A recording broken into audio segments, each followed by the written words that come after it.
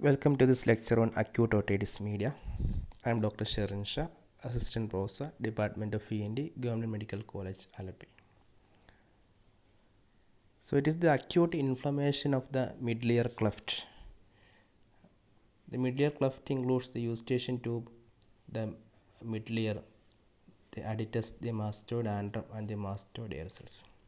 So acute inflammation involving the middle ear cleft is acute otitis media. It is especially common in children, in infants and children less than 2 years. In fact, the risk of getting acute otitis media is almost 200 times higher during the first 2 years of life when compared to adults. Now, what's the reason for this? We know that the eustachian tube has two openings. The one end of the eustachian tube opens into the middle ear, while the other end opens into the nasopharynx. So there's when compared to adults, the anatomy of the eustachian tube, there is some peculiarity in infants. We can appreciate that point from this diagram. Here, the eustachian tube in infants is more horizontal compared to adults. It is also wider and shorter compared to adults. So the improper breastfeeding in infants, the breast milk or the food particles may lead to it may enter the eustachian tube via the nasopharynx, and it may cause eustachian tube obstruction, which predisposes to acute otitis media. The eustachian tube in adults is more inclined, so this chance is less in adults when compared to infants. So the most common route of infection is via the eustachian tube.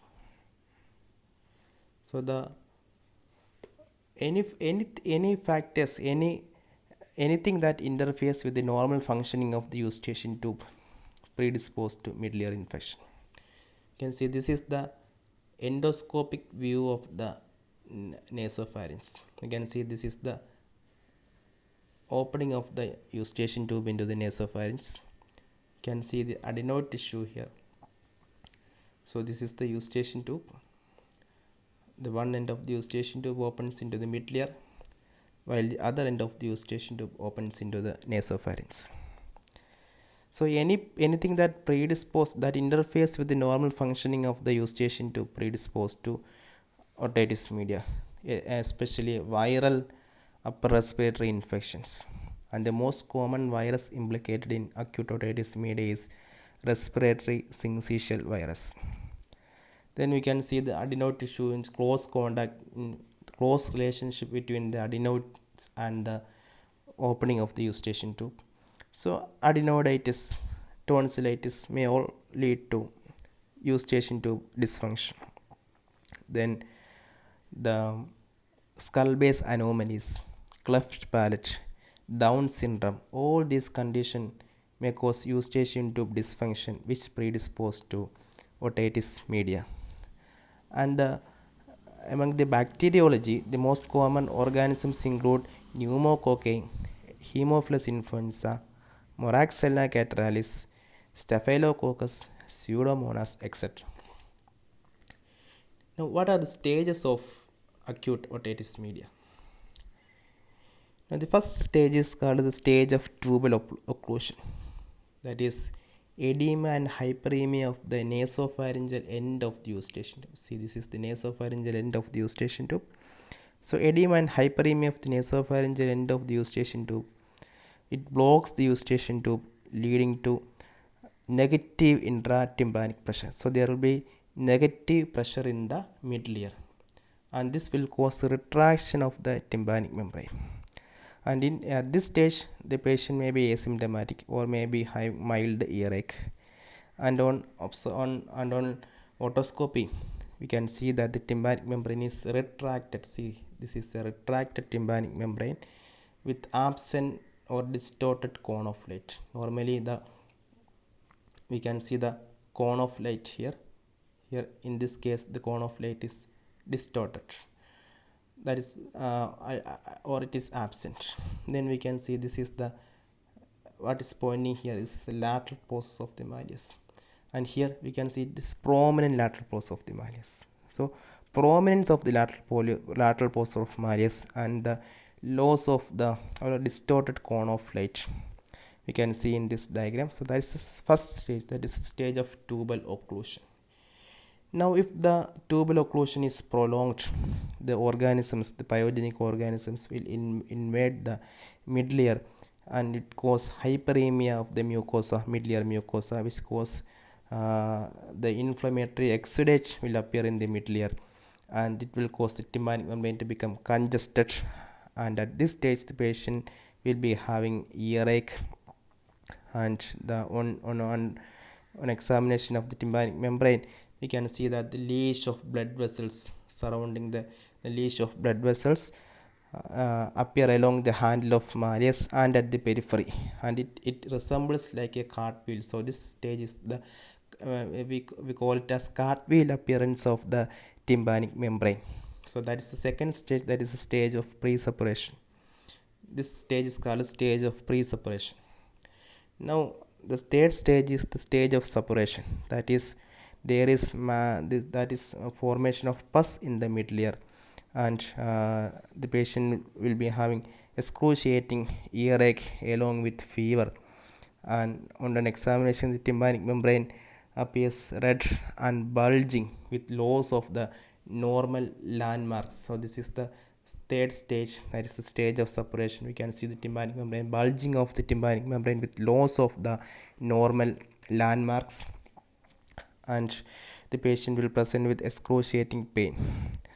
And the fourth stage is the stage of resolution, that is the tympanic membrane ruptures with the release of pus, and the symptoms will subside, and it is not necessary that the tympanic membrane will rupture, because if the patient took proper treatment initially, the inflammation will resolve even without rupture of the tympanic membrane. So at this stage the patient will be symptomatically better, and if the perforation occurs, then it will be reflected that the patient will be having discharge, ear discharge, and the external auditory canal may be having blood stained ear discharge. Then on examination there may be a perforation of the tympanic membrane. So that is the fourth stage, that is stage of resolution. Now if the organism is highly virulent, or if the patient or if the patient is an immunocompromised patient, then the disease process without resolution, it actually the disease process further spreads beyond the confines of the mid layer. Then we call it as complication, that is the stage of complication. And the complications include intratemporal complication and intracranial complication. In my previous two lectures I had very detailedly elaborated what are the intratemporal complications and what are the intracranial complications. So these are the five stages of acute otitis media. Then management include investigation and treatment. There is no specific investigation needed in this acute otitis media unless we suspect any complication. If we suspect a complication, definitely we have to go for imaging. Otherwise, in a usual case of acute otitis media, not much investigation is needed. We may take, if there is profuse ear discharge, then we may take the discharge from the mid layer for pus culture and sensitivity. Otherwise, no investigation is needed, and the treatment includes antibiotics, and usual antibiotics given are ampicillin, amoxicillin, then amoxicillin with the clavulanic acid, etc. Then topical nasal drops, that is xylomethasone, etc. for decongestion. Then oral antihistamines may be given. Then paracetamol may be given since it has analgesic and antipyretic action.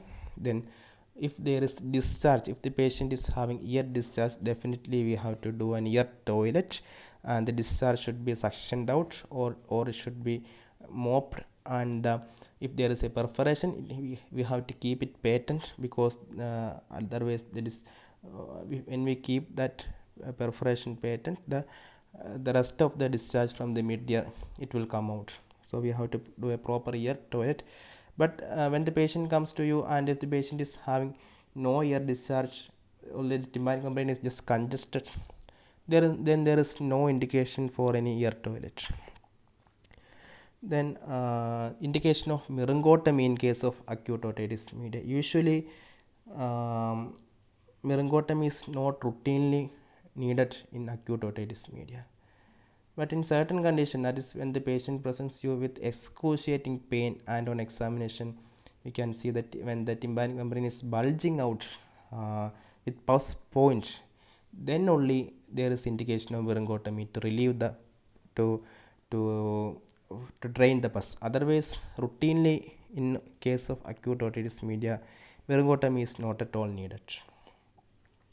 Now, when we refer the last 10 KUHAS question papers, not even a single question has been asked regarding acute otitis media. But many questions has been asked about the complications of acute otitis media. That is the that I had already described in my previous two lectures. That is the acute mastoiditis, brain abscess, lateral sinus thrombophlebitis, etc. But even though no questions has been asked from acute otitis media, it is very important. Don't leave this topic, because actually in our clinical practice we are seeing lot of cases of acute otitis media. So you have to know what is acute otitis media. It's a cause for earache, so you have to differentiate it from otitis externa, and you must know the management of acute otitis media. Thank you for your patient hearing.